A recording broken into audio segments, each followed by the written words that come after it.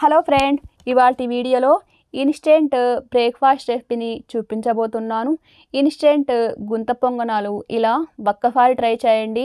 Healthy breakfast recipe చేసుకోవచ్చు and టేస్టీగా స్పంజీగా చాలా బాగుంటాయి.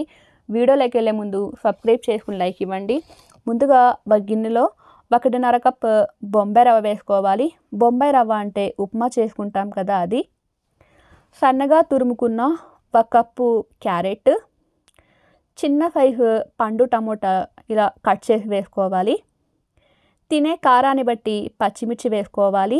ఇంట్లో చిన్నపిల్లలు ఉంటే చూసి వేసుకోండి.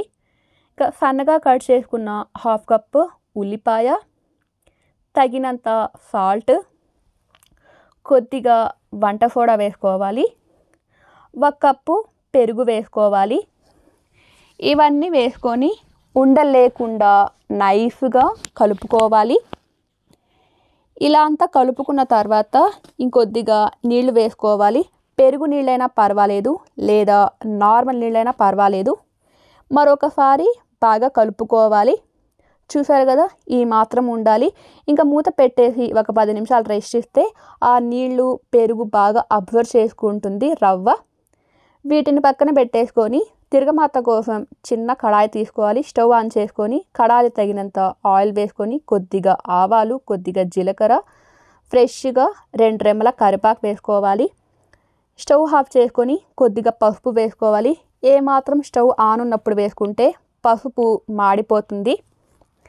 ఇంకా వీటిని తీసుకొని నానబెట్టుకున్న ఈ బొంబాయి రవ్వలో వేసుకోవాలి.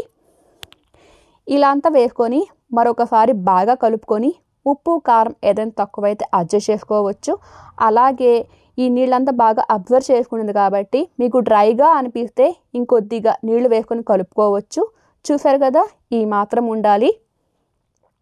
ఇంకా స్టవ్ ఆన్ చేసుకొని గుంత పొంగనాలు కడాయి పెట్టుకొని ఇందులో ముందుగానే కొద్దిగా ఆయిల్ వేసుకోండి. కింద అంటుకోకుండా నీట్గా ఈజీగా వచ్చేస్తుంది.